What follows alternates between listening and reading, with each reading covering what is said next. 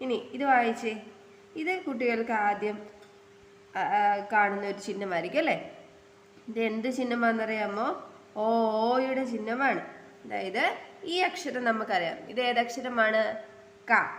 കായുടെ മുന്നിൽ ഈ ദീർഘവും കഴിഞ്ഞ് ഈ ദീർഘവും ഇട്ടാൽ ഈ കാ എങ്ങനെ വായിക്കുന്നേ?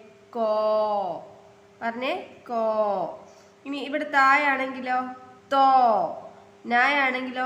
നോ. അങ്ങനെ വരുന്നത് കേട്ടോ. ഇത് ഏതക്ഷരമാ? ഇത് ഴ. കോ ഴ രി, കോഴി. കണ്ടോ? ഇത് ഏതാ? ഇത് ഊന്റെ ചിഹ്നമാണ് അല്ലേ? കാ എഴുതിയിട്ട് ഊന്റെ ചിഹ്നം ഇട്ടാൽ എങ്ങനെ വായിക്കും? കൂ. വ. വി. ഈയുടെ ചിഹ്നം ഇട്ടാൽ വി. കണ്ടോ? കോഴി, കൂവി.